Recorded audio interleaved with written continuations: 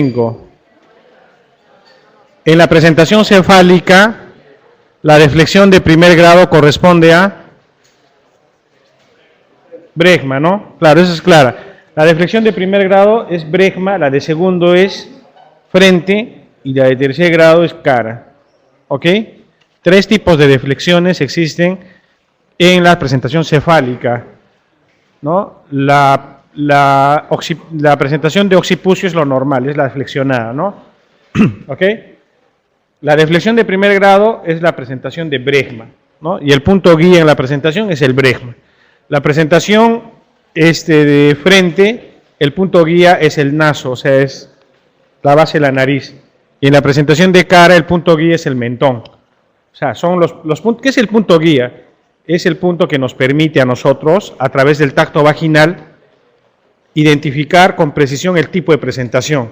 Por ejemplo, para que yo diga, es presentación de cara, yo tengo que tocarle el mentón, pues, ¿no es cierto? Es la única manera de decir, bueno, sí, es presentación de cara. Igualito, para decir que es presentación de vértex, yo tengo que tocar el occipucio, porque es el punto guía de esa presentación. ¿Ok?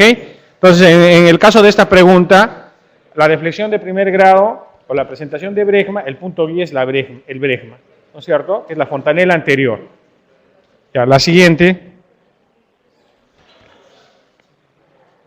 25. No, esta sí, pásala. Pero vamos a resolverla esta, para acá como un ejercicio. No está acá en la... ¿Qué es la respuesta acá? ¿Ya? ¿Es la 37? Ya, entonces avánzala. Pásala nomás. Pásala. Dice, dentro de las características del control prenatal están excepto. La E, ¿no?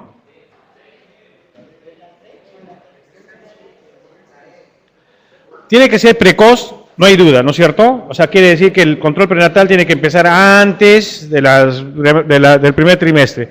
Tiene que ser periódico, ¿no es cierto? Por eso que los controles prenatales son cronometrados, ¿no es cierto? O son 4 controles prenatales según la Organización Mundial de la Salud, 12 semanas, 22 semanas, o pueden ser con el esquema que nosotros manejamos actualmente, controles mensuales, quincenales y semanales hasta el parto. Tiene que ser completo, quiere decir que no solamente nos vamos a dedicar a la parte obstétrica, o sea, si bien cierto es importante, es de repente la única oportunidad también en donde podemos tomarle un Papá Nicolau, por ejemplo, a una paciente. Hay muchas mujeres que acuden al hospital solamente cuando están embarazadas. Entonces no se han hecho ni Papá Nicolau, podemos aprovechar. Tenemos que ver la parte dental, tenemos que ver todo, ¿no? Ver si no tiene anemia, o sea, verla en su conjunto, no solamente nos vamos a dedicar a la parte obstétrica. Y extenso se refiere a que el control prenatal tiene que tratar de coberturar al máximo la población.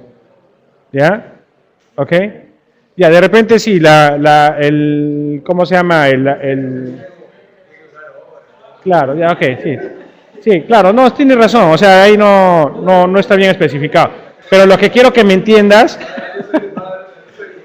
claro, pero lo que quiero que me entiendas es que cuando se refiere a eso, lo que estamos tratando de decir, claro, de repente tú lo estás interpretando de otra forma, pero extenso quiere decir que la cobertura tiene que ser al máximo de la población gestante. El objetivo del control prenatal es que llegue a toda la población gestante.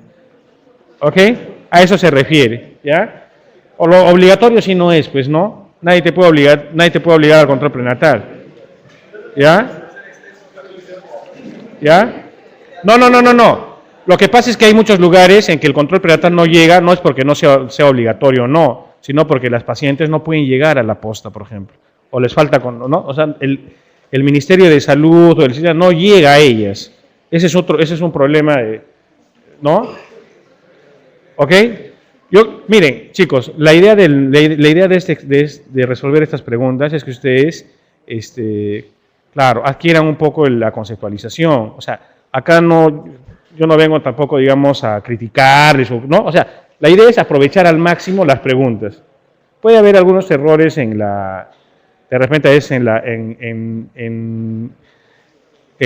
la formulación incluso, que acá lo vamos a discutir y vamos a aprender de eso también, ¿ya? Ok, no se preocupen entonces. La E es la respuesta, ¿ok? Si quieren esta pregunta, yo lo voy a poner como inválida, ¿ya? Para que no haya problemas. Sí. Del ministerio, sí. Sí. Sí. Ya, ok. No, pero igualito, yo les vuelvo a decir a lo que se refiere cuando se dice extenso, ¿no es cierto? Que la cobertura sea al mayor la cantidad de población gestante, ¿no? Ya. La siguiente pregunta, 27. El diámetro bisquiático es de 8, pues graso error es 11, ¿no es cierto? Otra cosa es que nosotros lo medimos indirectamente, ¿no es cierto? Claro, pero es claro, cuando nosotros hacemos una medición directa, 8 centímetros es lo promedio, porque tenemos que, no estamos contando pues piel, ¿no? Hasta el hueso mismo son 1 centímetro acá al lado, 11 centímetros es el diámetro bisquiático. La siguiente. Acá este es pues el diámetro bisquiático, ¿no? Nosotros medimos acá nomás, pero esta parte que queda acá no la llegamos a medir con precisión. Igual pasa con el diámetro conjugado obstétrico, nosotros no lo podemos medir directamente, lo hacemos indirectamente a través del diámetro conjugado diagonal, por ejemplo, ¿cierto? Que sí lo podemos medir al examen físico y que le restamos una cantidad y nos va a salir el diámetro calculado obstétrico, ¿ok? Igualito pasa acá en el diámetro bisquiático, no hay forma de medirlo en forma, digamos, precisa, todo lo hacemos en forma indirecta, salvo que le pidas pues una placa radiográfica, ¿no? Algo así, que tampoco se pide en forma rutinaria, porque eso lo podemos sacar a través de esta evaluación, ¿no? La siguiente. Entonces, 11. Esta es una forma bien, es una pregunta donde la mayoría siempre se equivoca. 11 centímetros. ¿Ya? La siguiente. Pregunta 28. Paciente de 34 años de edad con gestación de 39 semanas, quien acude por referir disminución de movimientos fetales. Se realiza un NST que sale no reactivo. ¿Qué examen auxiliar solicitaría para completar la evaluación? ¿Cuál?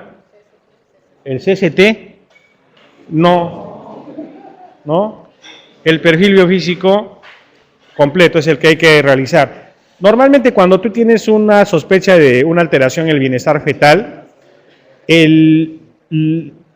la forma de evaluación es la siguiente. Primero va NST, luego viene el perfil biofísico. ¿Ok? Si el perfil biofísico, lo siguiente sería hacerle un Doppler. Y al final recién viene el CST. ¿Ok? Ese es el orden. ¿Ok? Ahora, lógicamente ese orden tú lo puedes saltear, porque a veces nosotros estamos en el hospital, oye, hazle un CST, ¿no? Total, ya está hospitalizada, pues, ¿no? Y estamos acá, si hay, se puede, pero no es lo correcto, ¿ok? No es lo correcto, porque lo ideal sería completarle todo el estudio base y luego ya recién hacerle su CST, porque el CST es una prueba ya en donde tú ya intervienes ya, ¿no es cierto? De pronto, ¿qué pasa si le haces un CST y la paciente tiene oligohidramios, por ejemplo?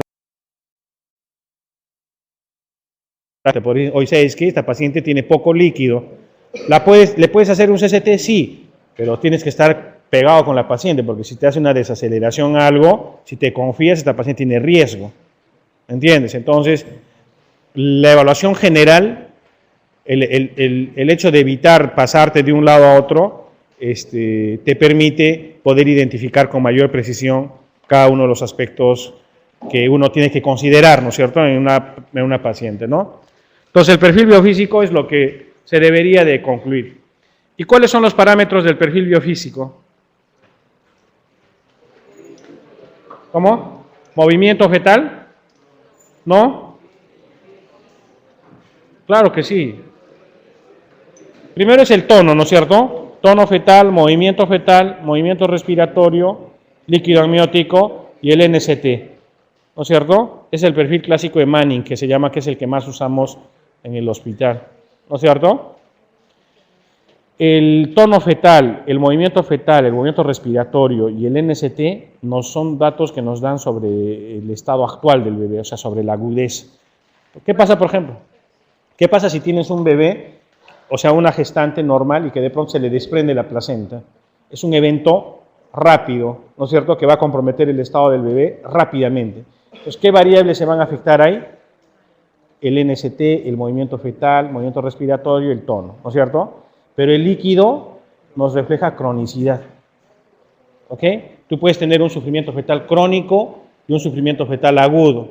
El sufrimiento fetal crónico se refleja más con oligohidrangos, ¿no es cierto? Entonces el bebé deja de orinar, ¿no? Porque hay una redistribución de flujo usualmente, ¿no es cierto? En el sufrimiento fetal crónico es típico de la preeclampsia, por ejemplo, ¿no? ¿Ya? Pero los otros parámetros nos evalúan agudez, ¿ya? Nos evalúan digamos, el inicio agudo, rápido del compromiso fetal. Sí, dime.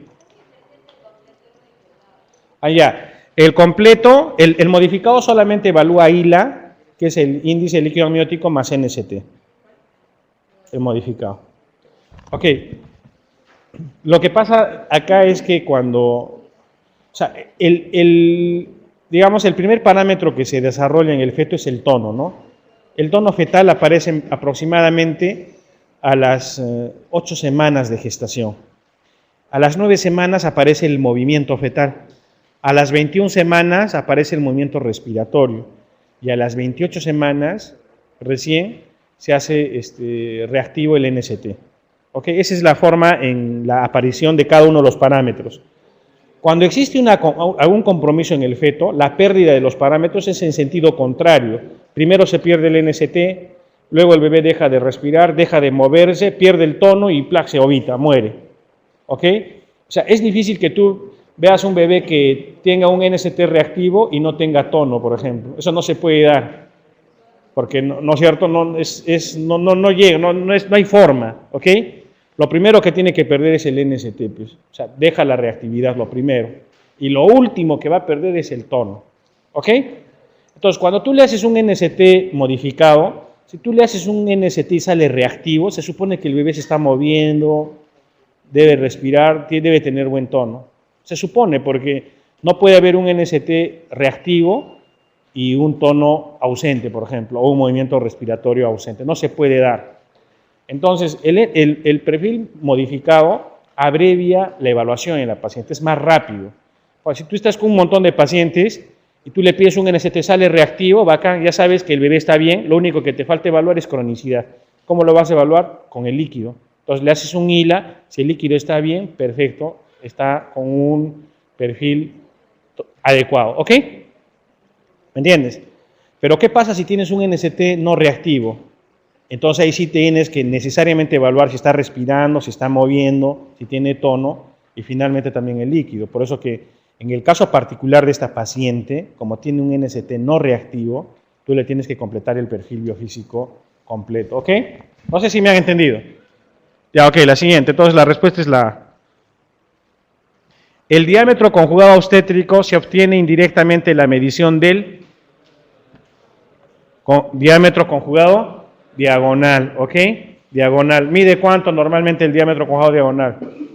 ¿Ah? 8, no, pues.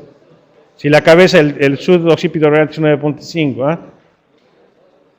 Claro, o sea, mide en promedio 12 a 12.5, ¿no es cierto? A eso nosotros le vamos a restar 1.5 y nos sale el diámetro conjugado obstétrico, que es finalmente el diámetro conjugado verdadero, el que más nos interesa, ¿no es cierto? ¿Y qué es el diámetro conjugado anatómico? Claro, es el que va del borde superior de la sínfisis del pubis al promontorio. Tampoco lo podemos evaluar, ¿no es cierto? Hay 3 medidas anteroposteriores en el estrecho superior. El diámetro conjugado anatómico que va del borde superior de la sínfisis al promontorio, el diámetro conjugado obstétrico que va de la cara posterior de la sínfisis al promontorio y el diámetro conjugado diagonal que va del borde inferior de la sínfisis al promontorio. Y ese es el que nosotros podemos evaluar en el tacto vaginal. ¿Ok? ¿Ya? Entonces la respuesta que es el diámetro conjugado diagonal. Ese es el que vamos a medir e indirectamente nos va a salir el diámetro conjugado obstétrico, que es finalmente el que nos interesa. ¿Ok? Ya, la siguiente. Entonces esa pregunta era fácil, ¿no? Pregunta 30. Paciente de 23 años, cursa con gestación de 40 semanas, a la evaluación de la pelvis, se constata que el diámetro conjugado obstétrico es de 14 centímetros, sacro cóncavo, espina ciática romas, diámetro biciático menor a 10, ángulo subpúbico menor a 90, diámetro bisquiático 9 centímetros. La descripción de esta pelvis corresponde ¿a qué tipo de pelvis? ¿Ah? Tranca la pregunta, no. Pero ese es realmente el razonamiento, ¿ah?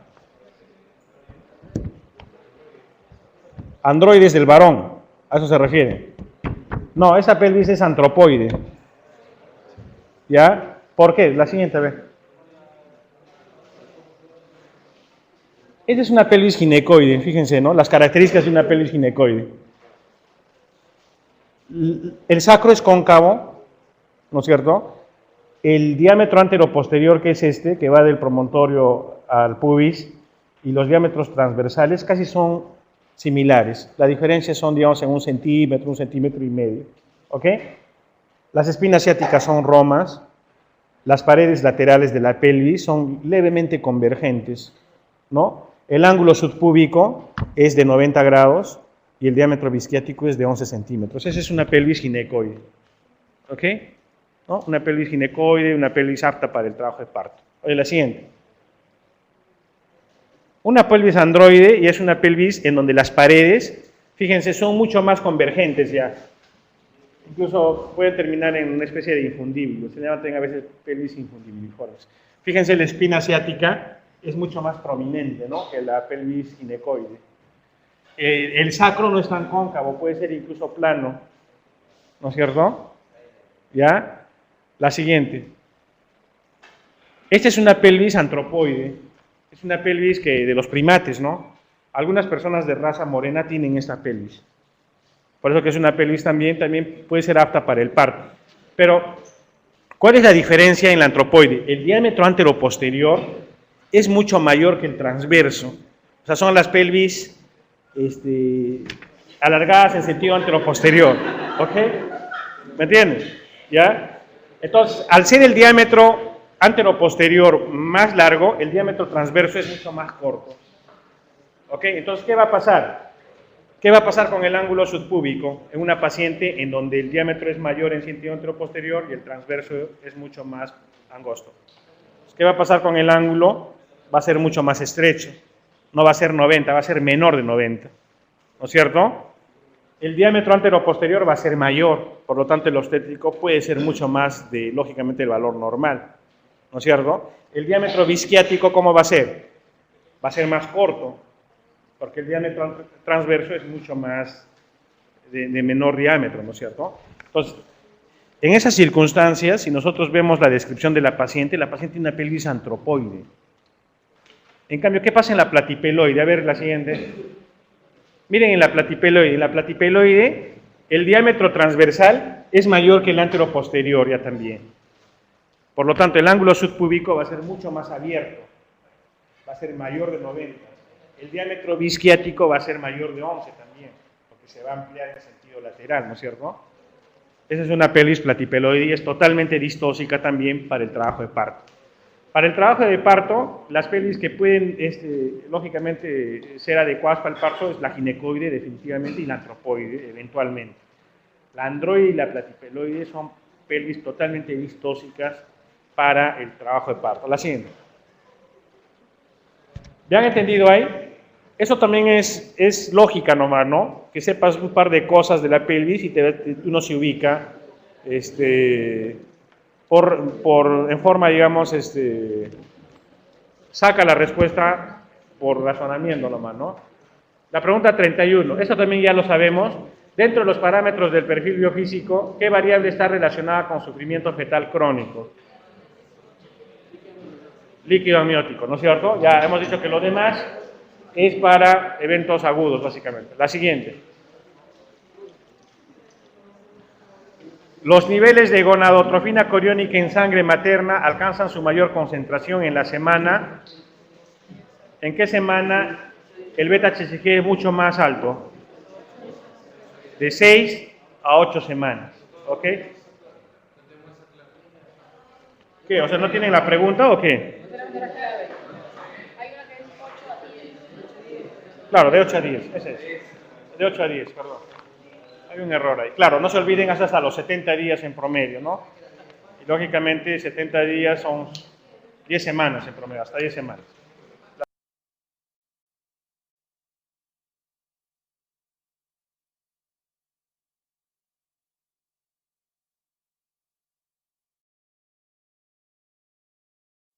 Ya, esta es una pregunta un poquito más tranca de repente. Para la atención del parto con forceps, es indispensable conocer, excepto. ¿La dilatación es importante conocer? Claro, ¿no es cierto? Porque nosotros para ponerle un forceps tenemos que tener dilatación completa. Nadie va a dilatar, pues, nadie va a poner un forceps en dilatación 5 o 6, ¿no es cierto? No se puede. ¿La variedad de posición es importante? Sí, es fundamental, ¿no es cierto? Porque de acuerdo a la variedad de posición nosotros podemos garantizar la colocación del forceps. Si no, podría caer tal vez en la cara, ¿no?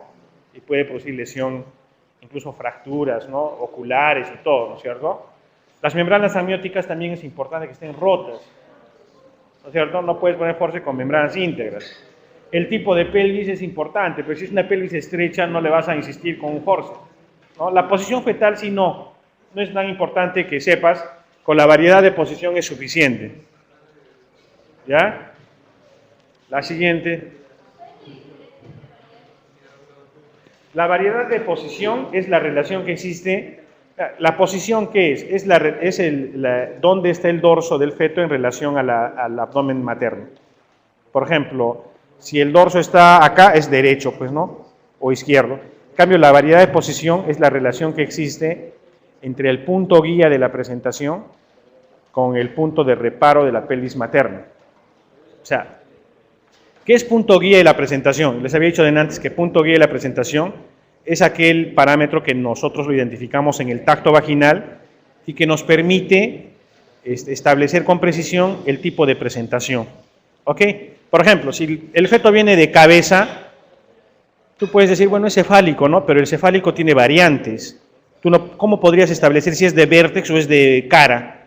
Lo tienes que establecer a través de la ubicación del punto guía. Por ejemplo, si tocas el mentón, tú dices es presentación cefálica, pero variedad cara. ¿Por qué? Porque estoy tocando el mentón, que es el punto guía de la presentación de cara. ¿Me entiendes? Igualito, si tú tocas el vértex, tú vas a decir, ya es presentación cefálica de vértex. ¿Por qué? Porque estoy tocando la fontanela posterior, el occipucio. ¿Me entiendes? Ese punto guía, cuando tú lo relacionas con el punto de reparo de la pelvis materna, te da la variedad de posición. Por ejemplo, ¿qué es variedad de posición? Decir, por ejemplo, occipito ilíaco anterior. Tú estás hablando de variedad de posición ahí. Estás relacionando occipito a punto guía, ilíaco anterior, estás tomando como punto de referencia la pelvis de la paciente. No sé si te ubicas. ¿Sí? Ya, eso es la diferencia. La siguiente. Indique en qué momento se completa la segunda meiosis del ovocito. Ya eso es fácil, ¿no? En la fecundación. Ya, la siguiente. Esta es la pregunta que más o menos, acá hay una pregunta en relación al punto anterior. La relación del punto guía de la presentación con el punto de reparo de la pelvis materna corresponde a variedad de posición, ¿no es cierto? Variedad de posición, ¿ya? La siguiente. El diámetro anteroposterior más corto en el estrecho superior es el diámetro con juego obstétrico, ¿ok? Son preguntas ya de refuerzo a lo que hemos hablado. La siguiente. La relación del eje longitudinal del feto con el eje longitudinal de la madre, ¿qué? Dime. La 36 es regrese por favor la 36. Es la D, ¿no es cierto? La siguiente. La relación del eje longitudinal del feto con el eje longitudinal de la madre corresponde ¿a qué? Situación, así es, situación, corresponde a situación. La siguiente. Los criterios de Bishop son excepto. ¿Cuál? La E. La E, exacto, ¿no? ¿Qué faltaría acá para completar los criterios de Bishop? Consistencia, así es, ¿no? Consistencia del cervix. Ok, la siguiente. Acá tienen otra pregunta, a ver, ustedes solitos lo van a responder eso. Diámetro bisquiático. Oye, ¿cómo si no has leído siquiera? Diámetro bisquiático mayor de 11, ángulo subcúbico mayor de 90, diámetro con juego obstétrico menos de 10, pelvis platipeloide. ¿No? Claro, compadre, ¿eh? La siguiente. Y la última. La relación que existe entre el polo fetal que se ofrece al estrecho superior corresponde presentación. ¿Ok? Estos puntos son claves, estas definiciones de presentación, situación, posición, variedad de posición, es el ABC en la obstetricia, pues ustedes tienen que saber eso. Si no saben definir eso, no podríamos decir que saben bien la obstetricia.